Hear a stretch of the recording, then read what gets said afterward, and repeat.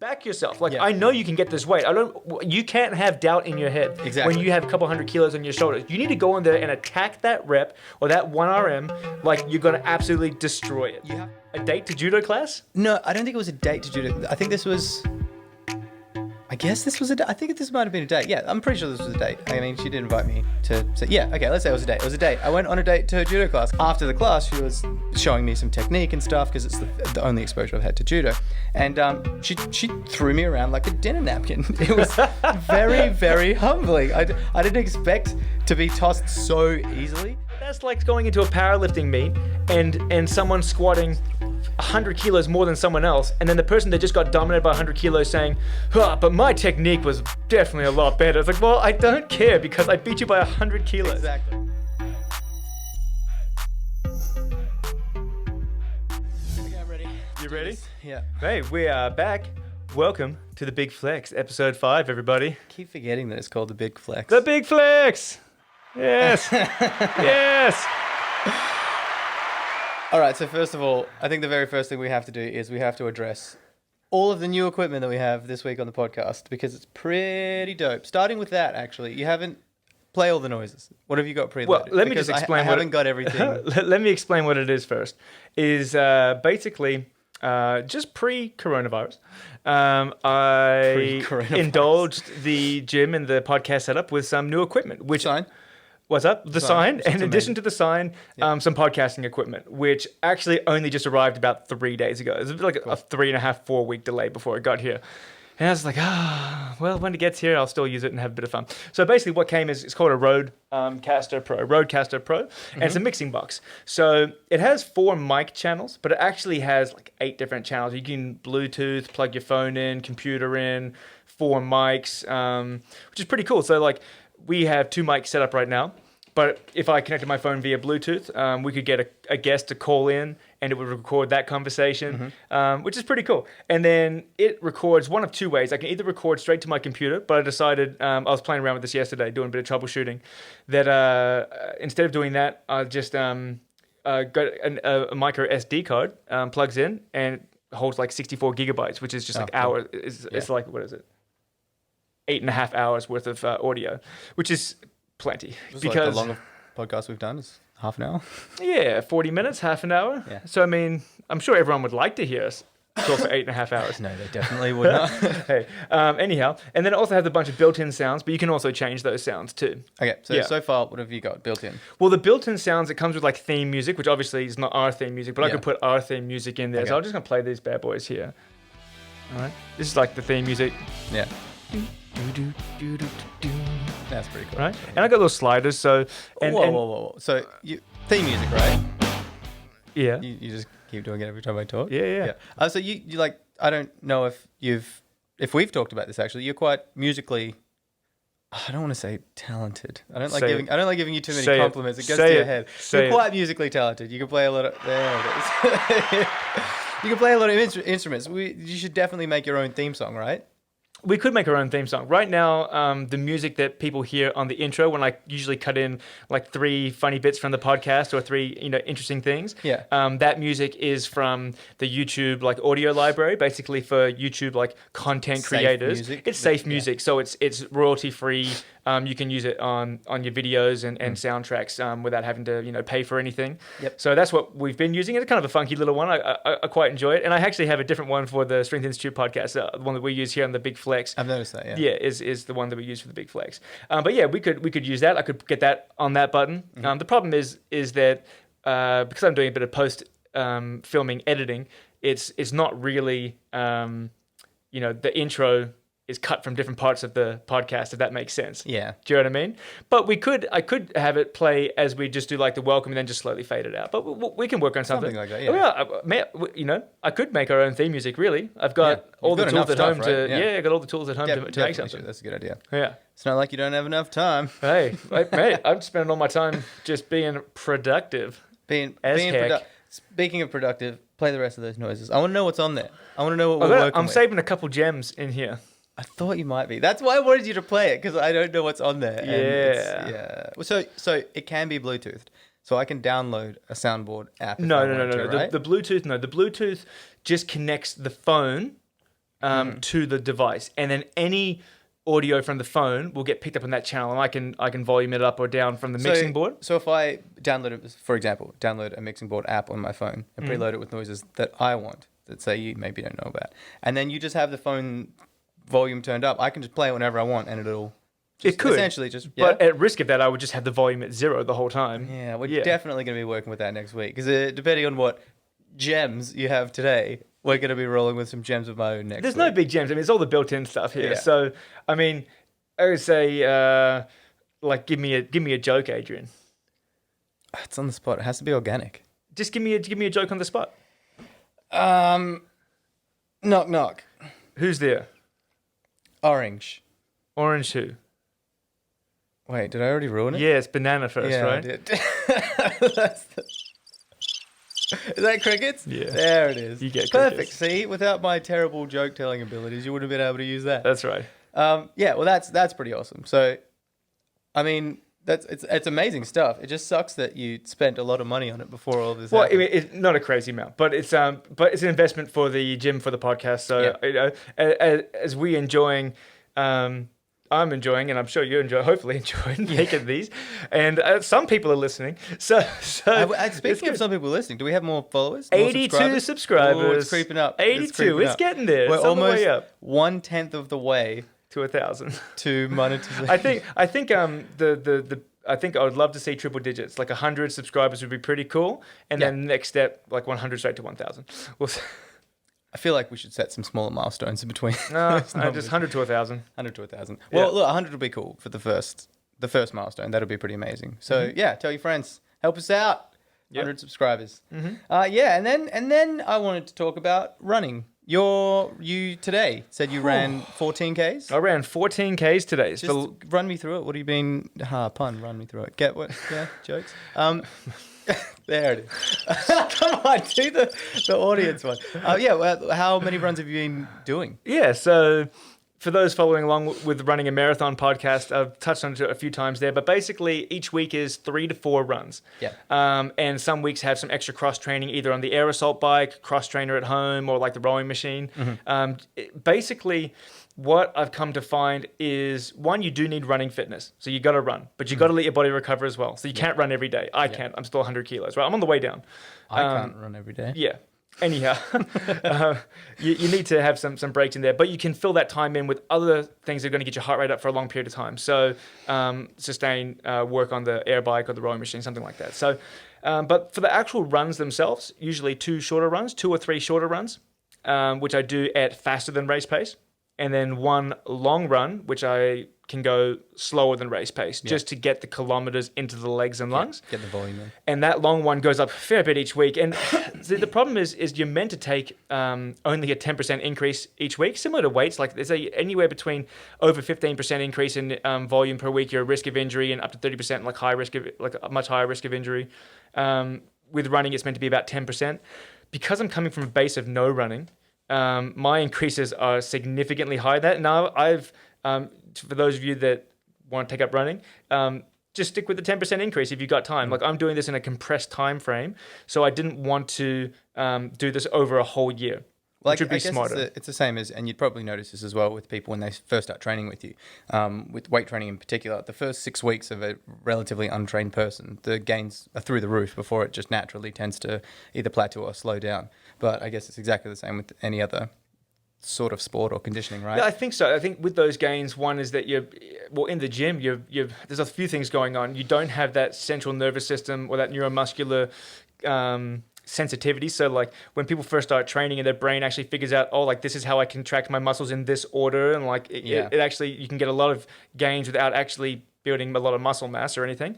And then just becoming more efficient with the movement. So like when you're bench pressing, you're wobbling all over the place. Exactly. It's actually a lot harder than just doing a smooth bench press. And I think that is the same with running. Like the more Ks I do, the better my economy is getting. Like I'm getting used to running, you know? Yeah. So, but back to your original question, today's long run is week 3. And I do 1 long run each week. So week 1, the long run was 6Ks, which is not very long. Week 2 was 10Ks, which is actually the second furthest distance I've ever run in my life. And then today was 14Ks, which was the longest distance I've ever run in my life. Yeah. And it actually went pretty well. The first 7 7 and a bit Ks actually flew by. Like I was trying to hold myself slower like than race pace, but I was actually well above race pace. I'm like, oh, I gotta like slow down a bit. Okay. Then the next 3 to 4 Ks, like up to like 10, 11 kilometers, like I slowed down a little bit, like just naturally, like I was getting a bit tired and slowing down, but still holding my pace fine. And also I've just started experimenting with those carbo gels for energy. Yeah. Which everyone's telling me, watch out, like you can get gastric distress and like, want to go to the bathroom. I haven't heard that they're great for you. And I was like, well, you know what? I can, I eat enough food. Like I can handle eating some carbohydrates when I'm running. I had 3 today, like 1 before I started because I didn't have breakfast, 1 at the half-hour mark and 1 at the hour mark. And the whole run today was about an hour and 20 minutes. And they say every half hour is good because it's basically 25 grams of carbs. Your body can absorb roughly 60 grams an hour. So I have 2 of those an hour is basically all my body can oxidize and absorb anyway. Yeah. But they weren't wrong when they said you want to shit yourself, because the last 3 Ks, I was like, It's just straight sugar, right? Like pre-digested carbohydrates. it's just simple sugars, Straight to your bloodstream. straight to your bloodstream. But I think they're saying it's like the bouncing of the GI tract is what makes you want to go as well. And I was like quite surprised. Like the last 3 Ks, it wasn't an emergency. I didn't have to pull over into the bushes. But if there was a toilet there and I wasn't like running to a 14K goal, I would have stopped to go to the bathroom. Yeah, absolutely. As soon as I got home, I did go to the bathroom. But why does it make you need to go so bad? Is it the gels or is it the running or is it? I think it's a combination of the carbohydrates and the running, the bouncing up and down the GI tract. This is what Justin Barrett in the last Running a Marathon podcast was telling me. He's a really top level sports physiotherapist and a elite marathon runner himself. It's just that you need to get your body used to it. Yeah. And so that's what I'm doing now. I'm doing it early. I'm getting my body used to it. I will keep having the gels, and I just will try to be smart about it. Some runners, it's hardcore. You're running a race. You're in the moment. It's victory or nothing. I've seen some things, man, and some stuff. You can see people actually fully pooping themselves mid-run and just running in it to get the race done. Just what else can you do? You've trained really hard for it. You don't have time to stop. You don't have time. You just do what you got to do. Go do what you got to do. Now, hopefully that's not going to happen to me. But anyway, the last 3 Ks, I was clenching a bit. But really the main thing that was slowing me down was my hip flexors. And it was kind of interesting. The first few weeks, I'm figuring out what is my limiting factor here? Is it my overall fitness? Like, is my lungs burning out? Is it my quads? Like, after the first week, my hammies were really tight. But the last 2 weeks, it's actually been my hip flexors that are getting tighter first during the run. And that's sort of stopping, like, how hard I want to drive off with each stride and how long my strides are. Yeah. So that's definitely my limiting factor now. So, and Justin was saying you don't want to do a lot of stretching like pre-run. No. Because and we know that as well. Like, it does decrease force production, right? Yeah, power and force production in your muscles. Yes. But afterwards, not like right before you go for a run, having a prolonged stretch is good for taking care of those muscles that are definitely tightening up chronically, over time. So I will be focusing a lot on the hip flexors, but everything else feels pretty good. Well, do you think the hip flexors, is that more of a just general tightness because of the new skill that you're doing, or do you think that's just presenting you with a general weakness that you already have, like tight or weak hip flexors even? Is that something you can work on with your strength and conditioning? I don't know. I think it's probably more the new exercise. Mm-hmm. Hip flexors basically for lifting the knee, right? But I mean, you don't traditionally do that. Like you sprint in rugby, and you've done things similar to that. Not recently either, so it's still almost like brand new conditioning. But you have to keep in mind that when much more volume, when you're squatting and deadlifting, they're still working under forces, right? So so they are still getting a good workout when you squat, when you deadlift. It's just very different from running, and it's a heck of a lot more reps when you're running. So I think it's more just not used to that movement, but that will, I think, naturally strengthen over time. I'm not going to focus like in the gym on that. I've got enough to worry about in the gym because I'm keeping up all my strength training as well.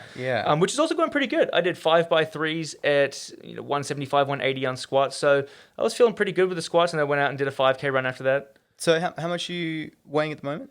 So I started this whole thing at 103 kilos, and I'm down to about 100 kilos after the first 2 and a little bit weeks. Now, I would have lost more. My partner does FIFO, and because of this whole coronavirus, they've changed her swing around where she goes away for a full month.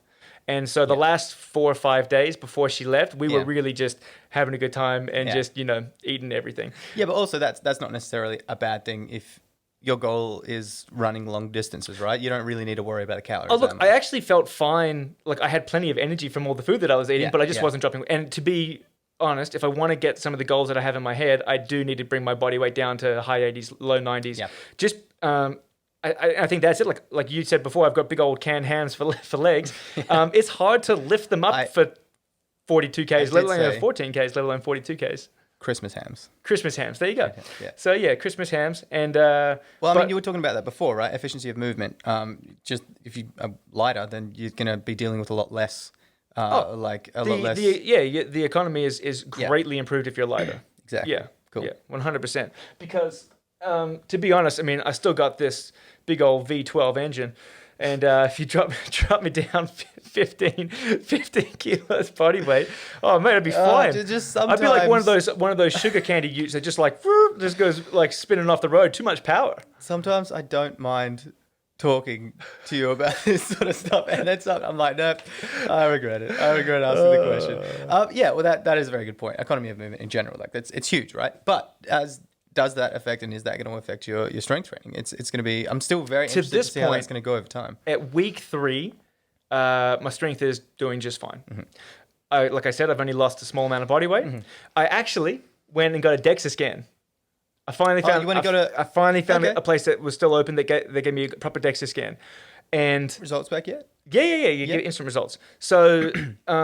It's definitely not. It's not great, but I knew it wasn't going to be great. When I did a Dexa scan at the end of 2017, when we actually had a who can get the leanest competition, which is when I was last in like very lean shape. And I bowed out. You bowed out. I bowed out. Yep. I anyhow, did. it's when we last did that, and I did a Dexa scan, and I will put the copy up just so you know I'm not lying. I think it said my body fat was like 13 or 14%. I had maybe the top 4 abs. I definitely wasn't shredded, but I was in pretty good shape. Yeah. And I only weighed 84.7 kilos. Yeah.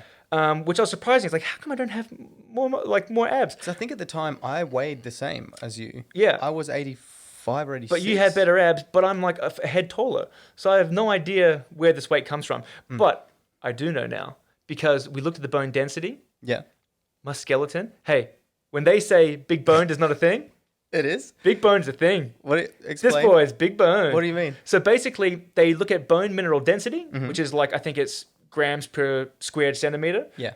But then you also look at bone mineral content, which is the actual weight of your skeleton, of your bones, right?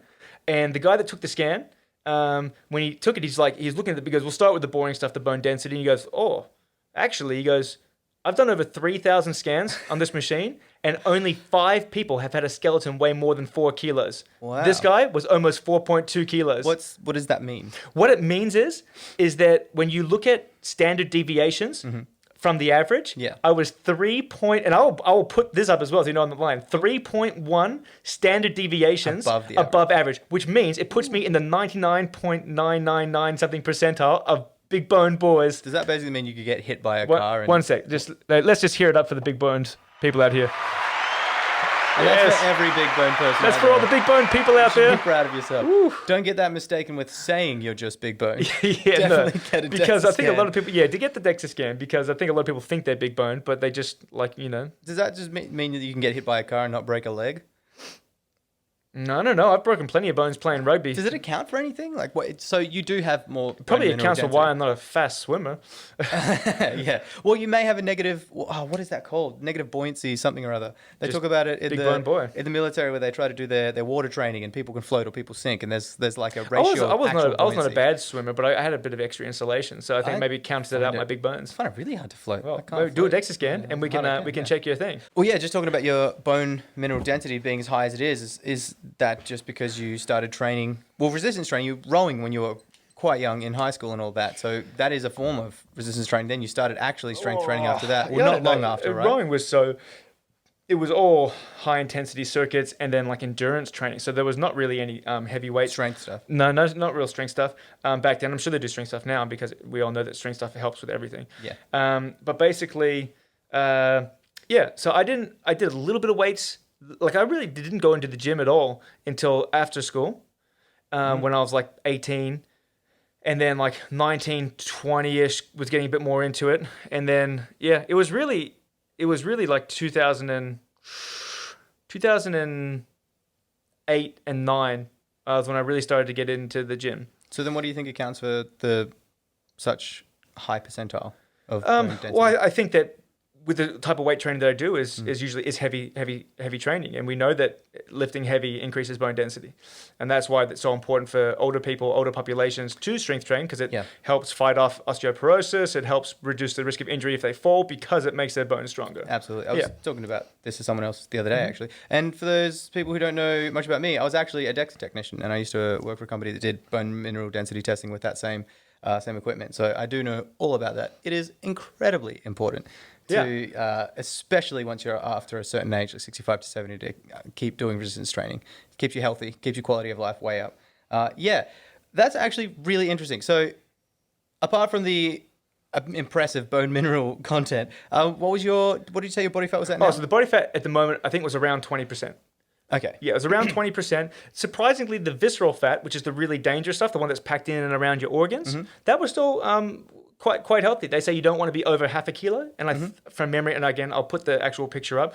I believe I was at like 350 grams or something. So they said that's actually not bad at all. It's just I'm holding a bit of adipose fat around the stomach and legs, which is what I would expect. And I went up to 109 kilos just before the new year to go for some heavy lifts. And I was eating everything under the sun just to get the extra strength in. Yeah. And I put a fair bit of fat with that as well. But I'm on the way down. And the whole point of this is I want to do another DEXA scan, right after the marathon when I'm at my lightest, and compare not only what my body fat percentage is, but also to see how it has affected stuff like bone density and everything like that. Because like I said, I am trying to keep up with my gym the whole time.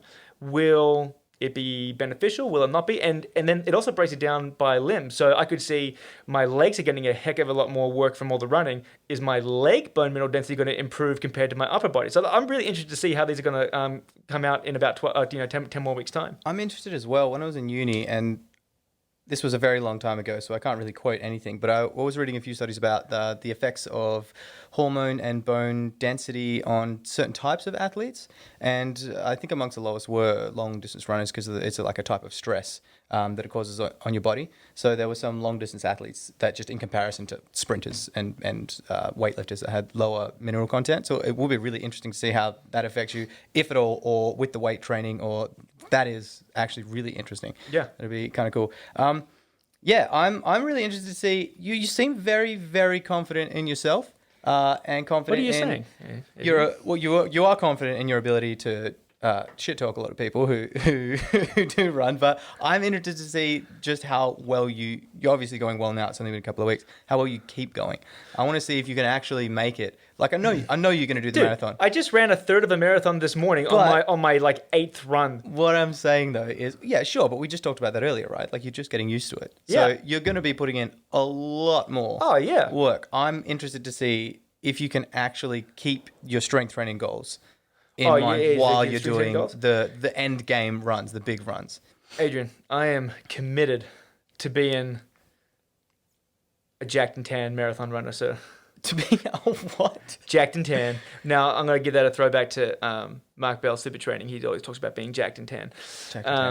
But only tan because I'm outside running, but jacked because I want to... I'm committed. I do not... The whole point of this is to prove that you can set a goal that's really challenging for yourself, but don't have to always compromise everything else in your life. Do you know what I mean? And I love lifting weights. I do not want to get small and weak and stop lifting weights to fulfill a different goal. And I believe that with the right programming and structure, you can achieve lots of things. So that's part of it. And I'm really committed to having a crack at keeping, over 2.5 times body weight squats and deadlifts this entire process. Well, that's what I was doing last year. I actually really did enjoy getting into the whole carnivore thing because I wanted to lose weight for my sport. I was climbing at the time. I wanted to lose weight, but I wanted to stay strong. So I kept weight training the entire time. I lost 11 kilos and all of my lifts, my 1 rep maxes stayed exactly the same. So comparatively speaking, I got a lot stronger during that time.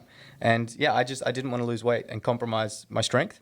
And I actually wasn't sure if I was going to be able to lose that much weight and keep those strength goals. But it was really challenging. It was hard as hell, but it was really fun to test it out. And it was actually, it was amazing. Nice. Freaking great. Yeah. Yeah. Which, and I'm really upset about now that this whole coronavirus is ruining my life. It's too expensive to eat meat all the time. I'm eating normal. I'd probably say I went from what was my body fat when you took my skin folds a little while ago? I could not tell you off the top of my head. I think it was pretty good. 5.7. It was 5.7, Just and under that was skin calipers off 7 locations, guys. So Yeah. obviously, you could do more locations, like 12 or even more to get a more accurate idea. Yeah. We did 7. It's pretty well rounded, and you got to keep in mind there's a little bit of user error, and you got to keep in mind there's a bit of visceral fat that we can't get to as well, right? Yeah. So what do we say? We give like roughly 1 or 2% yeah, grace either way? so yeah, probably sitting around 7% or something. Something like that. Yeah. Yeah. And I would say But he was shredded. I will attest. He was very, very lean. I was. Yeah, there's a photo on my Instagram that I posted a little while ago, about a month ago or so, of the before and after and all that. So go have a look because it's pretty impressive. but yeah, now I there it is. Yeah, I've definitely put on a few percent of body fat now. Like I'm still relatively lean, but going from as lean as I was to just kind of a bit more, I don't know, normal. I'm just so sad. I'm so sad. It hurts my feelings so much. I'm definitely going to get back into the carnivore when I can afford to eat meat again because I love it. It was great.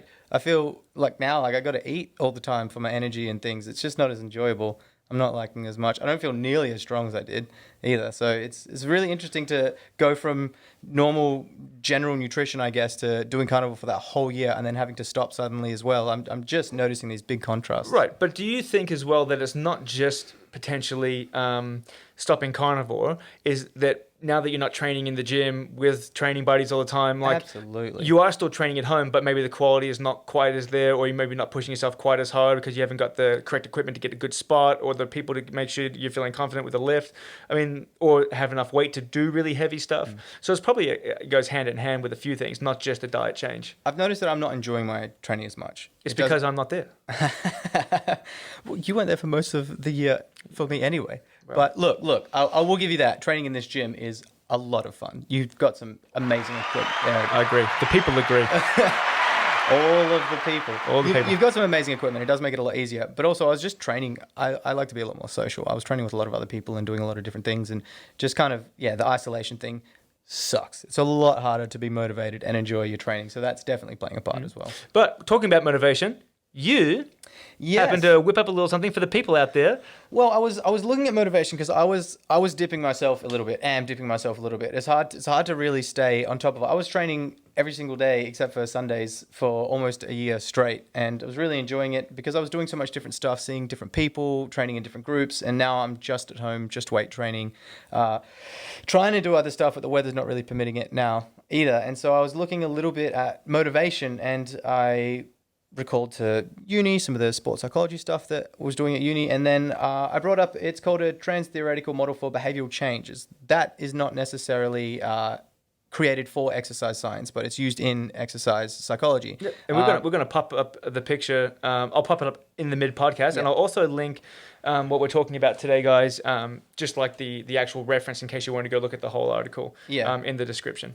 And if you just do look at that line, transtheoretical model for behavioral change, it'll come up with a graph, and there's lots of different deviations of that graph as well. It's used for a bunch of other things like stopping smoking or starting exercise, or like there's lots of different variations of it that people have used off the base one, and it just is based on 5 steps basically. So when someone starts exercising or stops and starts again, the 5 stages are pre-contemplation, contemplation, preparation, action, and maintenance. And it's basically thinking about something and recognizing that inactivity or doing nothing is an issue, and then actually thinking about it and making an effort to get started.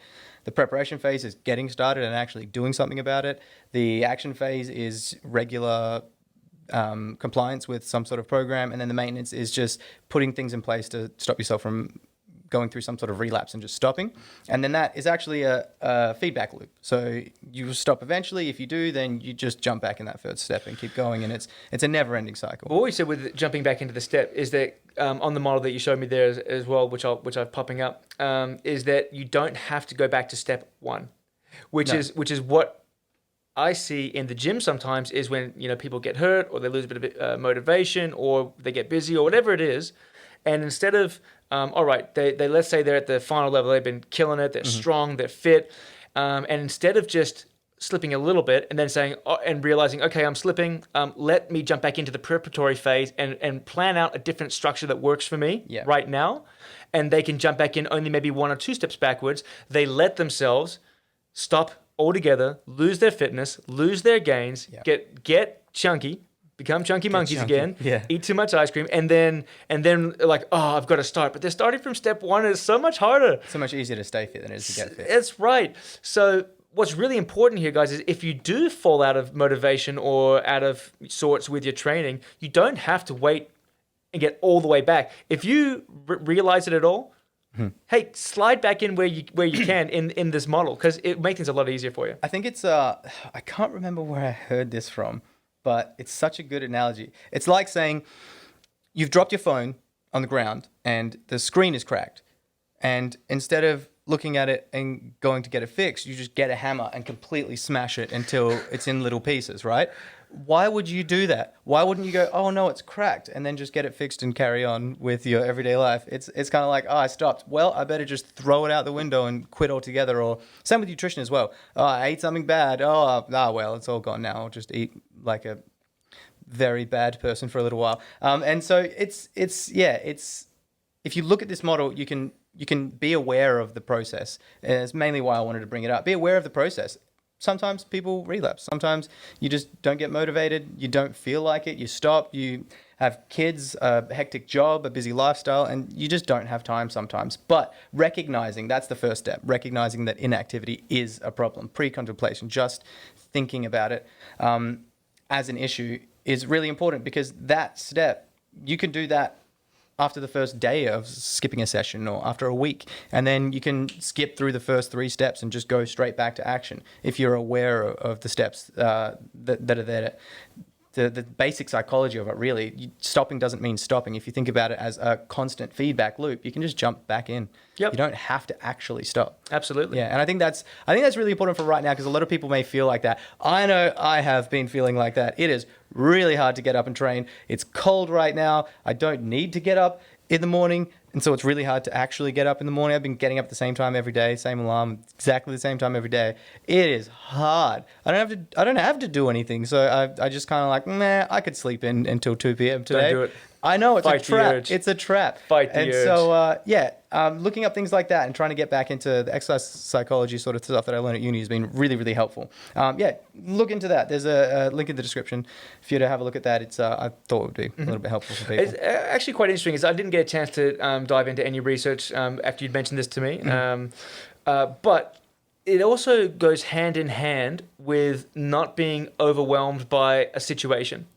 And it's really interesting because I was listening to a great podcast with an ex-Navy SEAL, and he was talking about people, they expend too much time and energy, worrying over things that they don't have enough influence over that could make a significant impact in a positive way. And it's actually really funny because the same concept that he was talking about, we actually used in our family in a little bit of a family planning thing that we did the other day. And basically what it is you're looking at an area of concern and your sphere of influence, right? So basically, let's say you have this greater concern. There's coronavirus, I'm locked in my house, I'm losing my gains, I'm stressed, there's all these things, right? Well, this is all a big area of concern, but you can't worry, you can worry about it, but there's no point because you can't actually fix these things until the government says, yes, you can go back to work, or yes, you can do this, right? So, but you do have a sphere of influence. So what can you actually do? Well, if you're not at work and you've got all this spare time, or you've got some spare time, well, you can use it to improve yourself, or to make a plan, or to actually make a call to action where you can then go out and improve yourself or better yourself or hit the goals that you're looking at getting. A lot of people it's the same thing as the Pareto's law of 80-20%, right? There's no point in worrying about 80% of the things that are only going to give you 20% of the result, right? And that's basically all this is. It's like you have your area of concern, which might be like 80%, but your sphere of influence might only cover 20% of that. And that's what you should focus on. Focus on the things that you can actually change. I think that's what we've been talking about. That's what we spoke about a little bit in the last podcast as well. And to some extent, that's why we're talking about you running and the things that I've been trying to do as well, like trying to learn Italian. And I've actually started learning judo from Sarah, my girlfriend. She's actually a. Let me just get these, just so I don't get it wrong, because she'll get very upset at me. It's because she'll hip toss you an armbar if you get it wrong. So yeah, well, that's just it. So she's really upset that all of this has happened because the events have been cancelled, training has been cancelled, everything. Everyone's been affected by this. So she's trying to keep up her training and conditioning because she wants to compete when that starts to come back.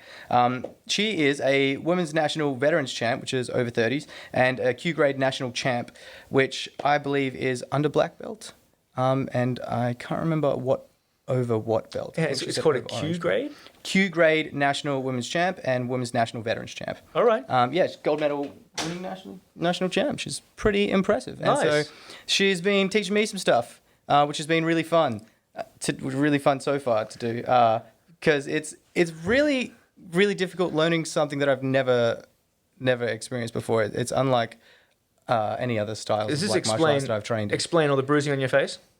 Bruising on my face. No, she's very nice. She's actually a good teacher. She teaches kids and stuff as well. She helps out her judo school quite a bit, so she's quite a good teacher. Okay. No bruises yet. We haven't been doing any. That's just what your face looks like?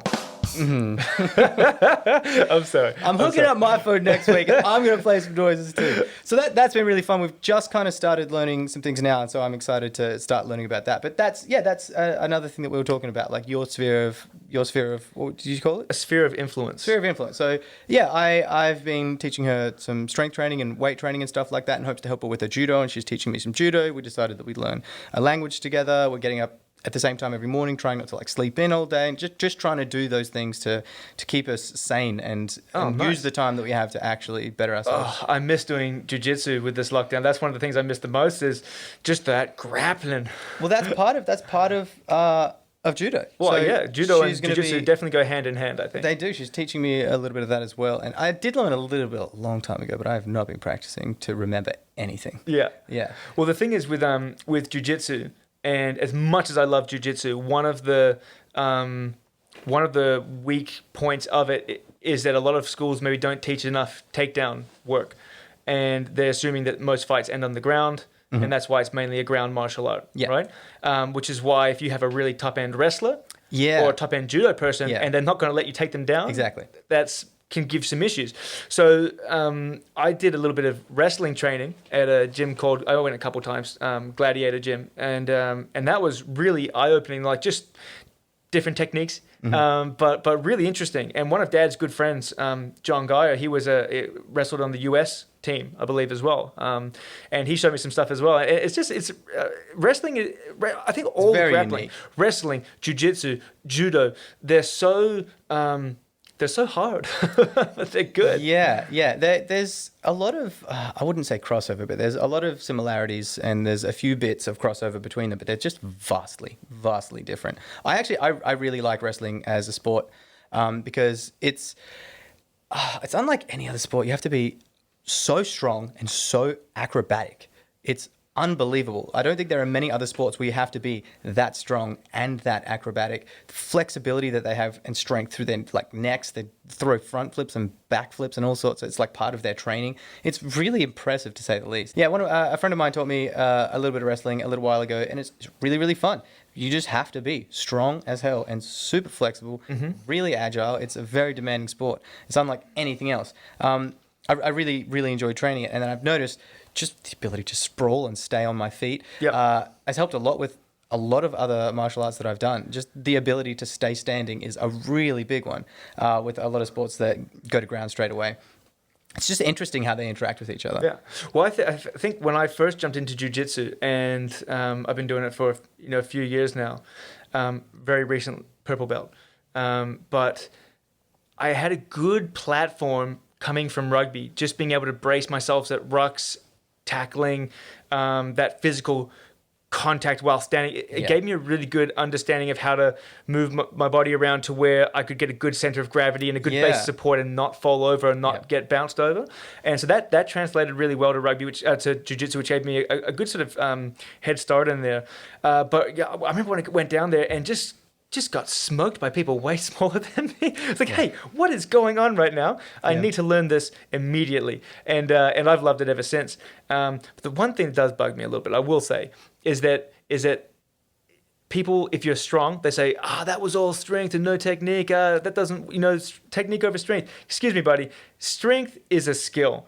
And if it didn't matter, then, hey, look at the guys that are top in the world. They're all strong as well, all right? Yeah. And if two people are equal skill-wise, the person that's stronger is going to win, yeah, right? Absolutely. And so I've always kept up my strength training, and people say, "Oh, it's just a strength." Say, strength's a skill, and if you want to go, if you want to get an even playing field, hit the gym, buddy. Exactly. That's a really good point. It's people say you're just strong. I'm not just strong. I try really hard to be strong. Yeah. It's not like, he's just naturally strong. I am not naturally strong. Right. I work my butt off to be as strong as I am. But that's like going into a powerlifting meet and someone squatting 100 kilos more than someone else, and then the person that just got dominated by 100 kilos saying, but my technique was definitely a lot better. It's like, well, I don't care because I beat you by 100 kilos. Exactly. Right. Anyhow, a little rant over. I don't want to get into that too much. Jiu-jitsu is definitely a huge skill game. Yeah. But strength helps too. Yeah, absolutely. And it's fun learning a new skill as well, because Sarah weighs less than I do by a little bit, and I'm a lot stronger than she is. And it's good to know that you can work on either technique or just be strong, because when she's been teaching me some stuff and I don't want her to do something, I'm good. Yeah, it's kind of like she has very, very good technique. I'm just a lot stronger than she is. So when I don't want to lose, I just kind of don't. But that's not going to last very long. It doesn't last. It doesn't last because for two reasons.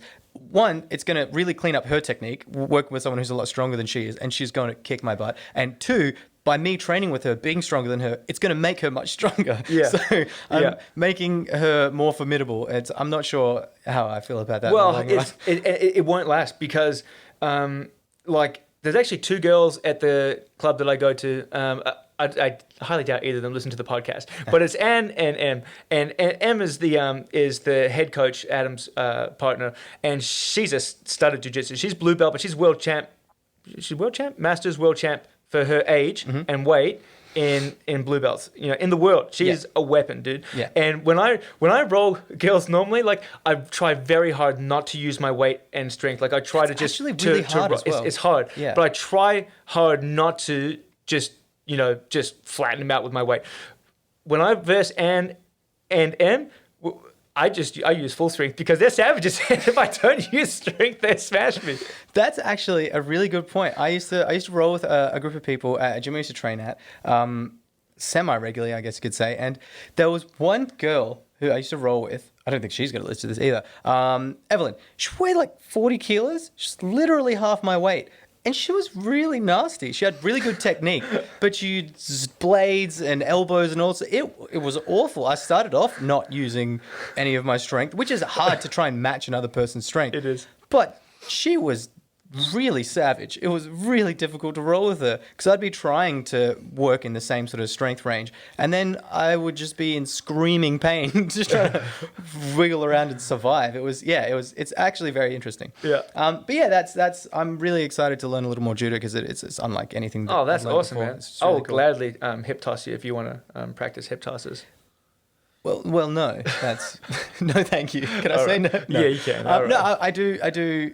The judo does encompass jiu-jitsu, but I do know that you specifically practice jiu-jitsu.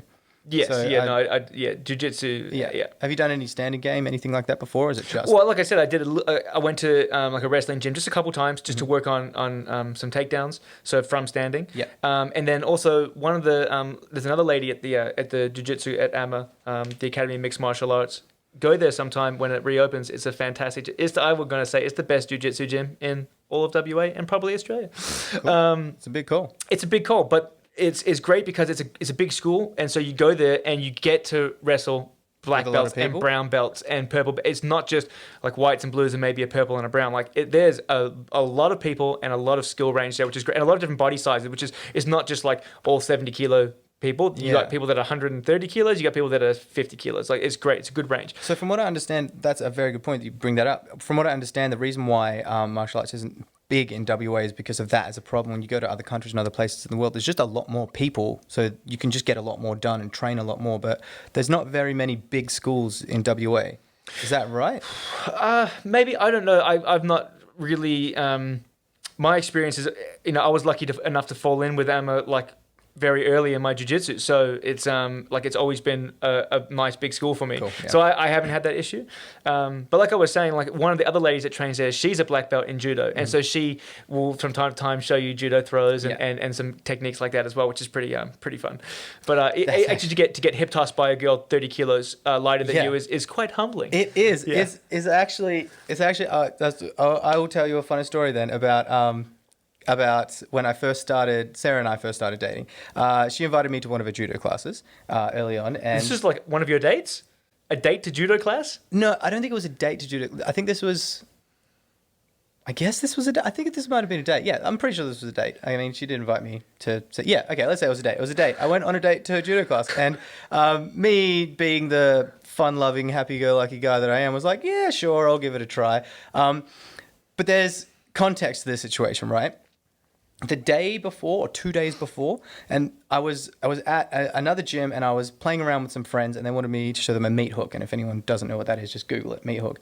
It's a straps, like circus aerial sort of dealio. And I trained it specifically a long time ago and then hadn't done it in about 2 years. And then someone was like, can you do a meat hook? I was like, I can try. And I did it. I was like, oh, that's kind of cool. And then I was like, I wonder if I could do another skill. It's a swinging meat hook. So you get a bit of a swing and then you roll up into a meat hook and roll down.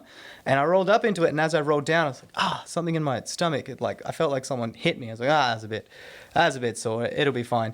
And then the next day at work, I could barely bend over. It really, really hurt. It was my ribs, right? Sorry. It wasn't the next day. It was like 2 or 3 days later. So that was on a Sunday. And then on a Monday, I went and did this judo class with Sarah. And after the class, she was showing me some technique and stuff because it's the only exposure I've had to judo.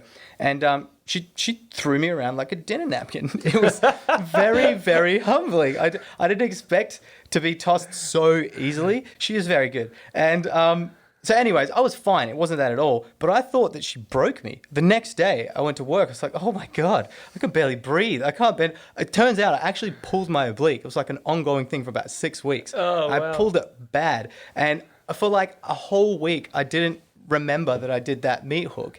And I was like, this is embarrassing. This is really embarrassing. So I didn't say anything. But then, I was like, oh. So I can kind of keep a little bit of my masculinity in check there.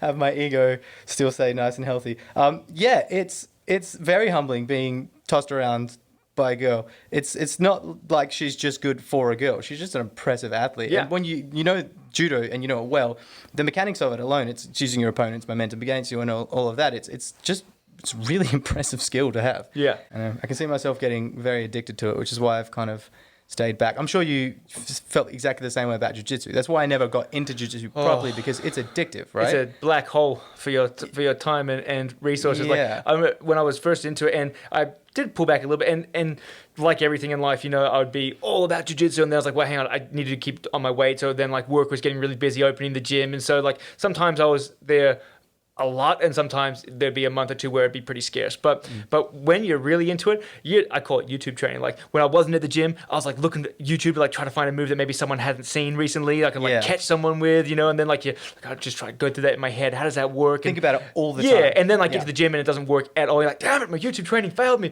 And then you go back and you find an absolute gem sometimes. Like I love it. It was the same when I was doing capoeira. It's fun and it's exciting, and you think about it all the time. You think about how you can incorporate new things into it, or how you can incorporate that into other things in your life, and it's really interesting. And I can see that with judo, that it's fun and it's complicated and it's challenging, and that's why I haven't really gotten into it properly yet, because I know that I'm just going to get hooked. Yeah. But it's good having someone like Sarah teach me. Yeah. Well, I think that one of the most addictive things for me as a competitive person is just it's a physical, but it's also a mental challenge. Oh, absolutely. Like when you're grappling, and usually we do something like a 5-minute round of work and then 1 minute rest, and then if you go on an open mat day, it might be 10 of those rounds, or on like a competitive day, it might be 10 of those rounds. So you're rolling for 50 minutes, you got about 10 minutes rest spread out over the hour, and you're tired, and then what might happen is you're 3/4 the way through,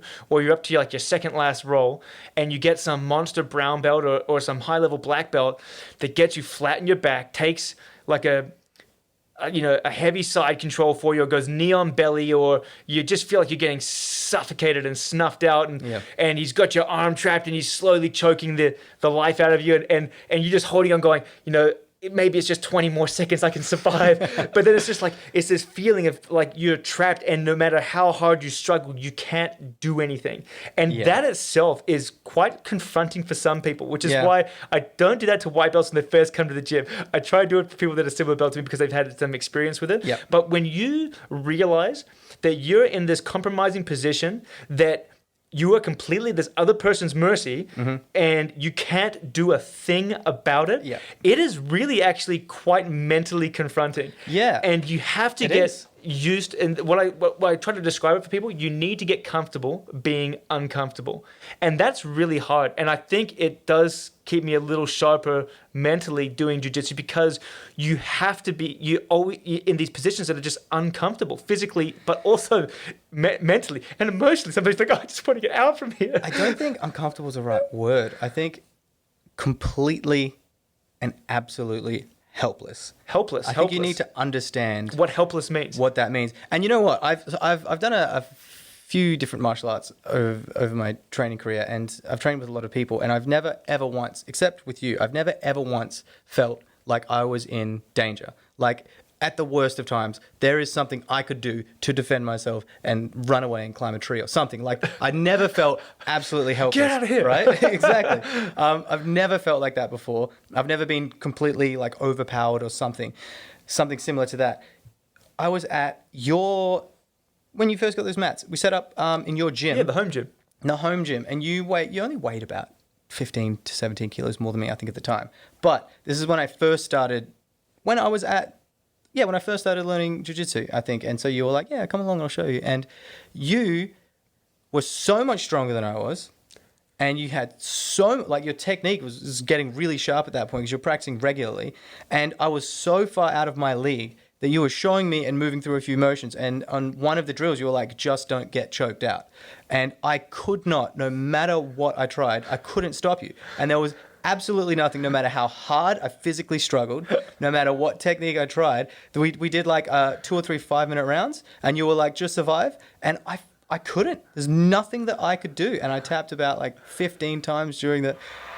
Yeah. Let's hear it. Let's hear it for being helpless. It was really, really daunting, and incredibly daunting actually, because I've never forgotten that feeling. It's not like I'm scared of you, but I understood in that time. I'm like, if you wanted to, there is absolutely nothing I could do to stop you from doing whatever you wanted to me. So it's really humbling knowing that, because if you're going to get into a martial art, if you're going to walk down the street and fight someone, and you come across someone who's the equivalent of that, like you're done unless you know what to do and know how to protect yourself. Sometimes you just can't. So I think knowing that will stop a lot of people from doing a lot of irresponsible and reckless things as well. Actually understanding that mechanic. Well, I think that's why they say it's so important to put your kids into martial arts, because it teaches them that actions have consequences, and it gives them a bigger perspective of what's actually going on in the world, and it gives them a sense of responsibility perhaps. But let me talking about being helpless, let me tell you about my purple belt grading. It was the most savage experience of my life. I do remember you telling me about that. I want to tell for the people as well, is that I've played 20 years of rugby from juniors to relatively high level. I've been in positions where I've been really tired, hurt, busted ribs or whatever it may be.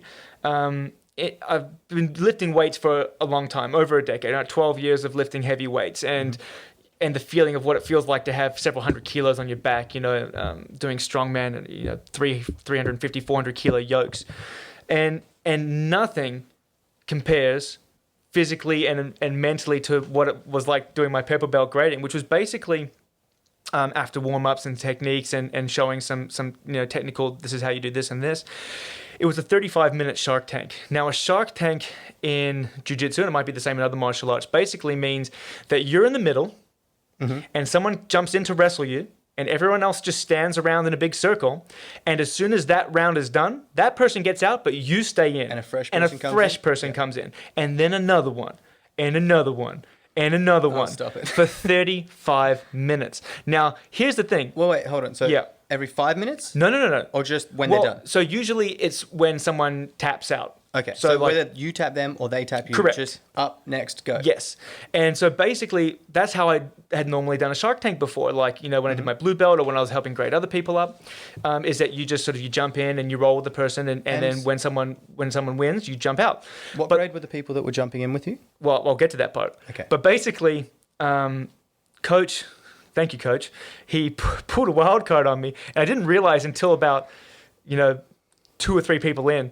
But what he had told them was, we're not rolling until someone gets submitted. He goes, if Nevin gets on top or into a dominant position, you tap out and you jump out straight away. The next person comes in. And the reason for that is because let's say I'm versing someone that I'm a bit stronger than, and I get a sweep, so I'm on top.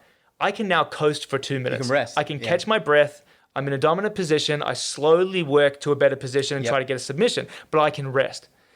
Basically, as soon as I got into a dominant position, or as soon as we stalled out where no one was progressing, next, or as soon as there was submission, next. So 35 minutes of no resting. Now, bloody Ricky, I tell you what, Ricky, I'm going to tag him in this podcast. He was the first person, and he came out firing on all cylinders. And I was like, thanks a lot, Ricky, all right? I know you're trying to gas me out here, right? So we went hard for a couple minutes. And then I think I finally got into a dominant position, and he tapped. I was like, I didn't do anything. And he jumped out. The next person comes running in. I was like, what's going on here? And the same thing, we rolled pretty hard. Yeah. Now this is I'm 3 minutes in, and I'm already getting gassed because you cannot exert 100% for long. No. I'm 3-4 minutes in, same thing. I finally get to a dominant position. He taps, he jumps out. Why do they what is going on? And it's because either Adam or Jake, one of the guys who was sort of leading it, a very high-level purple belt, he's probably brown belt really, he had said no rest for Nevin. Basically, when he gets to a dominant position, we want to push him. And I think coach is we want to push him, see if he can just mentally hang in there for 35 minutes. So the first, let's say 5-6 minutes, first 10 minutes, but first 5 or 6, I was doing all right. I was getting the sweeps, getting top. There wasn't really any submissions, so they kept jumping out when I got to a better position. Yeah. So after 5 or 6 minutes, I was, staying relatively dominant. I hadn't been subbed or anything like that. And so basically, it's about 8 guys that were in this little 8 guys in this.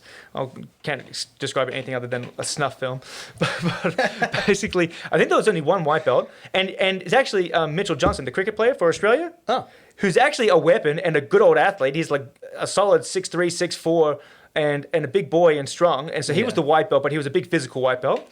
And there was probably 2 or 3 blue belts, and the rest were purple and above. And in terms of size-wise, I had everything from guys that were a bit smaller than me up to Jake, who's probably a solid 115, 15 kilos heavier than me. So there was a big guy. Now, so for the first five minutes, I was hanging in there. I don't think I tapped out. I got tapped out until maybe around the 12 or 15 minute mark when I really started to get tired. And from that point forward, from the last 20 minutes of the roll, it was just like you think Tropic Thunder? Survive. It was basically just survive. You're just getting tapped again and again and again. I would have tapped out 20 to 30 times. And it wasn't because I was quitting. There was no gas tank. Mm-hmm. And as soon as someone would get up, someone would run in and push me over from the back, and I'd turn around, they'd jump on top, and I'd be like, It was a monstering. And that's one of those times where you actually feel completely helpless. And it was just all right, I'm turtling up on my front. They're trying to take my side. I'm getting my back to the mat. All right, they're trying to get a choke in. I'm getting to my side. I couldn't attack them. I was literally trying to survive. Is there any way to quit? If you quit, you don't get your grading, but if I had stood up and said, that's me, I'm done, they would have said that I wouldn't have got my purple belt. Sure, they don't just keep pushing you on the ground. No, I mean, but that's what I mean. You could quit, but that was the thing. It's I'm not going to quit. I'm going to just try to keep moving. And even towards the end, I got a couple sweeps and I did something. I didn't get any submissions towards the end. I got a couple subs towards the start on other people, but towards the end, I wasn't attacking. I was literally trying to survive. And I told the coach, he gave me a purpose. I'm so sorry. I didn't do anything. He's like, no, I just wanted to see if you would quit. We wanted to test you mentally. So that's more what it was about, more than anything. Sure, there are moves and skills that you need to have, but it's more. And that's what he said. He goes, I've seen you your technical level at training. I see you at training all the time. Yeah. So he's like, I'm comfortable with your technique and your level of skill. He goes, I want to see if you physically and mentally could go to 35 just getting savaged by these guys. Yeah. And I did, I guess. So, but it was that to date was like when the final bell rung, I took a big breath in. I was like, I cried. I was like, why am I almost crying? It's like I was so happy that it was done. I remember a couple of days after you said your elbows were killing you for days after that. Well, because I was still like, even though I was in these positions where I probably should have tapped a little earlier to arm bars, like I was like, no, I'm going to fight to get out of them. And some I did get out and some I had to tap to, but my elbows were sore probably for about 3-4 weeks actually, like both elbows from just being arm barred non-stop. But it was definitely an experience, and I cannot wait to get some of them back. I actually have my hit list. So those 8 guys, guys, like they're on a hit list, and my goal is to tap them all individually before they tap me in training. Yeah. Now I've gone through, I believe 4 or 5 of them. I'm saving the toughest guys till last. So I think Jake came up to me, he's like, do you want to roll? I'm like, nope, you're on my hit list, and I'm saving you till last, Jake. It's actually interesting that you say that, because that's something that I've practiced with whenever I learn a new skill. It's not necessarily the skill itself that I want to get better at. Ways that I keep myself motivated is, instead of trying to be better than a skill or hit a certain mark, I pick people that are better than me to overcome or be better than. Yeah. And I feel like that always keeps me... There's always some sort of competition, because there is always someone better than you. Always. Unless you are the very best on the entire planet, there is always someone better than you. And it feeds into that saying, if you're not the smartest person in the room, you're in the wrong room. That same thing goes for strength and for any other skill set. If you're the smartest person in the room, you're in the wrong room. Yeah. Did I say it wrong? You said if you're not the smartest person. If you're the smartest person in the room, you're in the wrong room. And the same thing goes for martial arts, which is why I'm really happy to be learning judo from Sarah, because she is... good. She's very good. But that's the thing is that it's not like it's not a definitive thing. Like, there is no best in the world. Like, there are guys that are amongst the best in the world, but they will still lose to each other on different days. Do you know what I mean? It's like there's always someone that can tap you. Always. Well, that's what I mean. Like, they're not necessarily graded better than you, but they're better than you. Like, they've have a different background, so their strengths work to your weaknesses, and that's what I mean. It's not necessarily saying I can learn X, Y, and Z, but having to be better than a different person, I have to incorporate A, Q, and Y as well. Like, there's different set of rules and things you have to learn to overcome that person, and there's always someone who knows something more or knows something different, or who is just straight up better than you. And feeling that helplessness, understanding that that's a part of what it is, and actually having the resolve to overcome that is a really big deal that I think a lot of people, they don't quite understand. If you've never been exposed to that, then you wouldn't understand. It's really mentally, it's difficult. Yeah. It's really difficult to overcome those sorts of things. So I guess what we're saying is go do jiu-jitsu or judo or something to really challenge yourself when all this, coronavirus ban gets lifted, because, if you want to challenge yourself mentally and physically, jiu-jitsu, I've not done a lot of judo, but I can tell you jiu-jitsu will definitely get you there. Well, I guess it depends on where you're at physically as well. Anyone can do anything. A lot of people think they can't do it because of whatever reasons, limiting factors that they have in their own mind and their own egos and all that sort of thing. But anyone can start somewhere. You can learn things safely. You can learn from the ground up and work up. I know that jiu-jitsu is relatively low impact. There aren't throws, tosses, slams, anything like that. So virtually anyone can do that. Well, I mean, there is, if you start from standing. Like, if you start from standing, but if you wanted to take it relatively easy and just work on the... start off the back, There's no impact, so you could definitely do that. There are definitely elements of jiu-jitsu in judo as well. And the only thing, I would say is if you have like neck problems, back problems, don't go on to like wrestling or things like that where there are lots of big tosses and throws. But no, it's a very, I think, important thing to learn for people to understand what their limitations are mentally and physically, but 2, to learn what your strengths actually are. A lot of people don't experience that thing where they're like, oh, I can do that, or I can do anything, or instead of being scared of something and then saying, I can't do that, which I hate. A lot of people say that a lot of the time. I hear it a lot. I'm sure you do hear that as a trainer a lot. And it's not true. It's not true. No, people say, I can't do that. And I think because I've exposed myself to so many different styles of training like that, instead of thinking, I can't do that, my first thought is, what do I have to do to be able to do that? which is what I implement with my clients when I train them. When they can't do something, instead of saying, "Oh, you can't do that, let's move on," it's what do you have to do to get to that point? You know what? And sometimes you don't even have to do that. Sometimes just tell yourself you can do it, because like I think so much of the time it really comes down to confidence. If you really don't think you can do something, a lot of the times you're going to struggle through at best. But if you're confident, it's like I would never have dreamt of running a marathon before I started chastising distance runners and said that I could do it, right? But I'm just telling myself, I'm going to run a marathon. I ran a third of a marathon this morning. It's going to happen. I'm going to be just fine, right? In saying that, I've had to go and actually plan out the steps that I need to do to get there. Yeah. But sometimes you don't even need to plan the steps. Sometimes you can already do it. Just back yourself. I tell my clients all the time when they're about to lift big lifts, back yourself. Like, I know you can get this weight. You can't have doubt in your head when you have a couple hundred kilos on your shoulders. You need to go in there and attack that rep or that 1 RM like you're going to absolutely destroy it. You have to believe that you can do it. That whole believe so that you can achieve, that's real. I like this saying, whether you think you can or you think you can't, you're right. It's Henry Ford. It's one of his quotes. It's absolutely true. A lot of people have said to me, I didn't think I could do that after doing something not necessarily basic, but just something that they didn't actually either visualize or believe that they could do. And then all you have to do is berate them and gently encourage them until they're able to actually do it. It's something that people say a lot. I didn't think I could do that. But you're only limited by what you think you can do. Yeah. Yeah. Most of the time. Yeah, most of the time. Sometimes there's some underlying issues. Like I can't fly, so there's some things you can't do. But that's I think a really, really important factor that you need to incorporate into your training. When people do strength training for 1 rep maxes, when they just want to start a new skill or do something new, it's so limiting, and it's so simple. Really, it's just a mindset. It's nothing that you have to inherently have. Like you need to be naturally talented or this tall, or anyone can just believe that they can do a thing and then do it. It's difficult. It's not that simple. It's difficult to actually believe in yourself. A lot of people don't. A lot of people have very poor, I think, self-belief and or self-worth, right? I think people just need to back yourself. Yeah. You're good. You can do this. Yeah. But I guess it comes down we might have to dive into like more of the sports on the next podcast. I'll do a bit of research as well. Let's get some people some actual guidelines on how they can back themselves. Yeah. Oh, a really good place to start. This was like fire. It was like fire in my belly for months. David Goggins' book. Oh, God. Read it. Or audiobook. I think the audiobook's actually pretty good. Audiobook's interesting because he got the guy who helped him write the book and him. Okay. And then they spoke about each chapter in between the chapters, so you get like a little bit of a synopsis and that sort of stuff.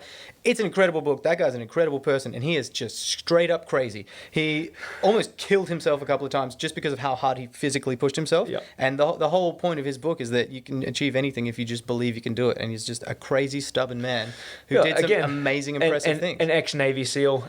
He's just got that switch in his head where he just won't quit. There's a few people like David Goggins. You got David Goggins, you got Jocko Willink, they seem to be ex-Navy SEAls a lot of the time. Well, that seems to be kind of where you go if you want to push yourself that hard. But it's just very, very interesting. So if you want to understand a little more about how hard you actually can push yourself just as a person and some of the psychology of that pushing, definitely give that one a read. Okay. So we're going to give a couple of advice here. One is the David Goggins. What's it called? I've got it. I'll insert it in my audiobook. I'll insert it into the podcast.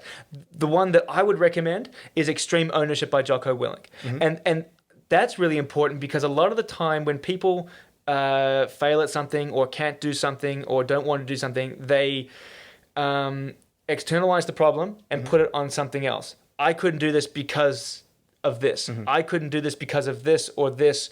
And his whole book is, no, extreme ownership. You couldn't do it because of yourself. So if that's the problem, how are you going to rectify the problem?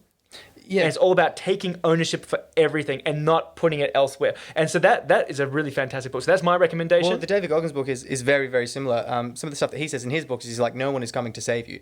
You have to be able to look after yourself because no one is coming to help. And you have to own your shit is one of the things he says in one of his chapters as well. Is like, you have to own it. You have to go back and look at all the awful, terrible things about yourself. And you have to own up to that. You have to own your own shit. And then you have to make it work for you. So it's a little bit similar, I think, but yeah, that it was just a It's really powerful. Do you have the David Goggins book, or do you have it on audiobook? I've got it on audiobook. I didn't actually read it. I listened to it because the audiobook is a bit different because the guy who helped him write it Also and him narrated. He narrates it, and then David Goggins and him talk about the chapters after every chapter. Okay. So it's like a bit extra. Oh, that's cool. I might have to download that. I have really a hard copy of two of Jocko Willink's books if you want to borrow. But definitely. I'll look into the David Goggins one as well. And the third thing that you were talking about? Do jiu-jitsu. Do jiu-jitsu. Do jiu-jitsu. Or just a martial art in general. Yeah, do martial arts.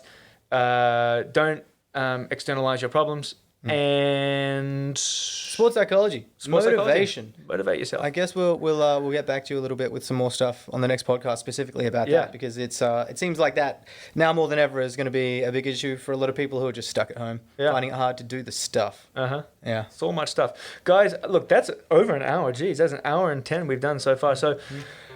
We'll see if we split it into two podcasts or maybe just keep it as one long one. We'll figure it out. But thank you so much for listening. Guys, if you haven't already, please subscribe to the YouTube channel. It really does help the channel grow if you like it and comment on the videos.